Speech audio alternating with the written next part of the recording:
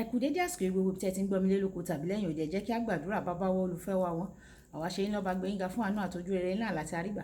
Àrùpá fún àánú tí ò wọ́pọ̀ tí Olúwa fi jẹ́ kí a rí ọjọ́ àbámẹ́ta mìíràn nínú oṣù ìkẹsàn-án. Abárere tí Olúwa ní fún wa yóò wá sí ìmúṣẹ ní orúkọ Jésù.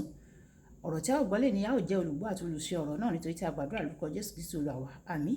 Ìwé ọ̀run ṣíṣí tí a ti ọwọ́ olùṣọ́ àgùntàn yín náà kọ Adéjàre Adébóyè kọ.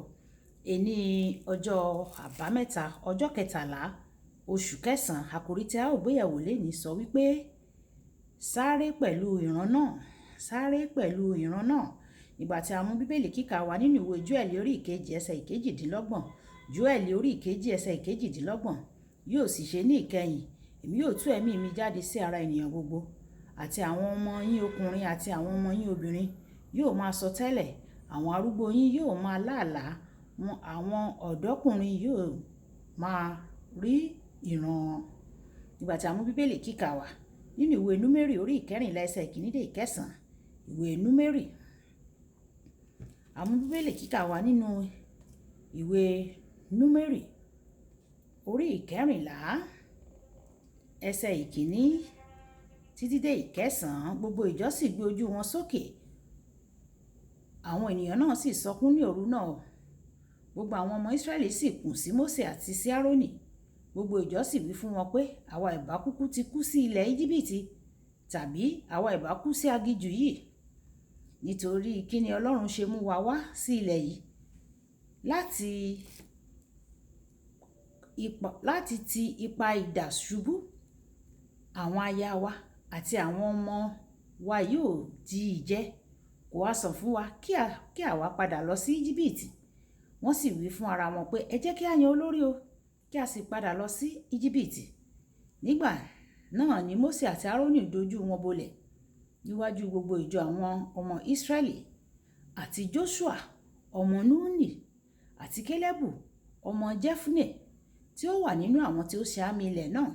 Wọ́n fa aṣọ wọn ya, wọ́n sì sọ fún gbogbo ìjọ àwọn ọmọ Ísírẹ́lì wípé, ilẹ̀ náà tí àwa là já láti ṣe àmì rẹ̀, ilẹ̀ náà dára gidigidi o.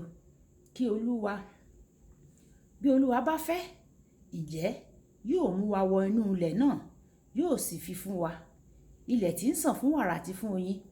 Ṣùgbọ́n ẹ má ṣe sọ̀tẹ̀ sí Olúwa o, bẹ́ẹ̀ ni kí ẹ má ṣe bẹ̀rù àwọn ènìyàn ilẹ̀ náà, nítorí ohun ìjẹ wa ni wọ́n, ààbò wọn sì ti fi wọ́n sílẹ̀. Olúwa sì wà pẹ̀lú wa, ẹ má ṣe bẹ̀rù wọn rárá. Wàyí ẹ tẹ́tí bẹ̀rẹ̀ jẹ́ láti gbọ́ ohun tí olùṣọ́ àgùntàn yín náà kọ Adéjàre Adébóyè ní fún wa ní èní ọjọ́ àbámẹ́ta. Nínú ẹsẹ̀ àkọ́sórí wa tòní, Ọlọ́run ṣèlérí pé òun yóò tú ẹ̀mí òun jáde ní ìkẹyìn ọjọ́. Àwọn arúgbó yóò máa lálàá, nígbà tí àwọn ọ̀dọ́ ọmọkùnrin yóò máa ríran.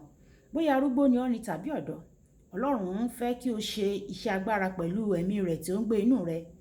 Nígbà tí Ọlọ́run fún ọ ní ìran kan, ó ń retí kí o sáré pẹ̀lú rẹ̀. O lè pàdé ìdíwọ́ o, ṣùgbọ́n o gbọ́dọ̀ lè ré kọjá wọn.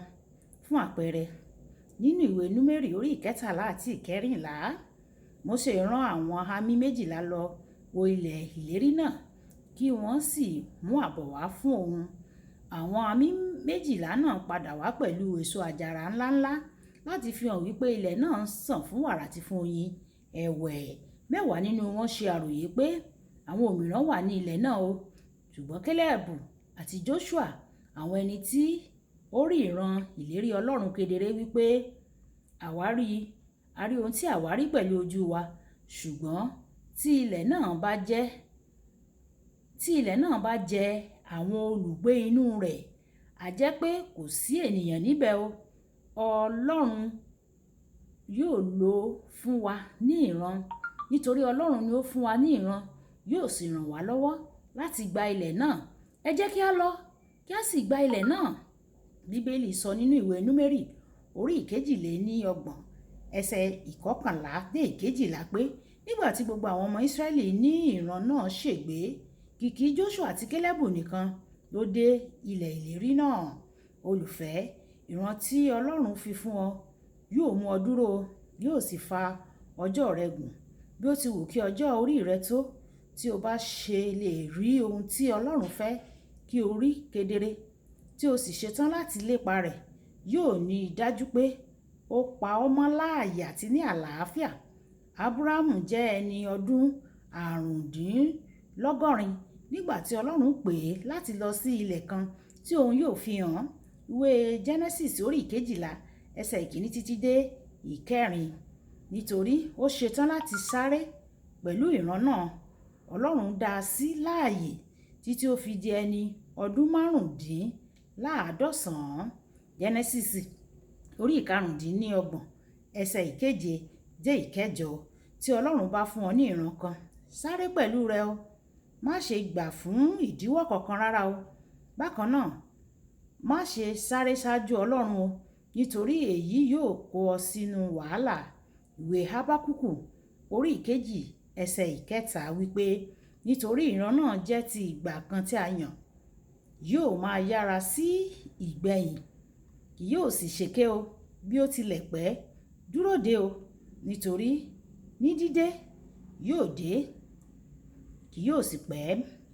Èyí túmọ̀ sí pé o nílò sùúrù láti sáré pẹ̀lú ìran tí Ọlọ́run fi fún ọ. Ìwé Hébérù orí 12 ẹsẹ̀ 1. Ní ṣíṣe bẹ́ẹ̀, ìwọ kò ní ṣe àwọn ìpinnu tí kò ní ìtumọ̀ bí o ti ṣe ń lépa ìran tí Ọlọ́run ti fi fún ọ. Ní orúkọ Jésù, tí Ọlọ́run bá ti fún ọ ní ìran kan, sáré pẹ̀lú rẹ̀. Ẹ̀já sọ pé bàbá mi, Ọlọ́run aláàánú jùlọ, mo béèrè fún oore ọ̀fẹ́ láti sáré pẹ̀lú ìran tí o fún mi. Yọ̀ǹda oore ọ̀fẹ́ fún mi kí o sì tì mí lẹ́yìn nínú ìran mi. Bẹ́ẹ̀ ni yóò rí ní orúkọ Jésù. Àmín. Olúwàbùkọ́lá Ayako ní orúkọ mi. Ẹ máa bá mi like, kẹ́ máa share, kẹ́ máa comment nípa ẹ̀ kí àwọn ènìyàn kan lè jẹ àǹfààní ọ̀run ṣíṣí Yorùbá. Ó dàbọ̀.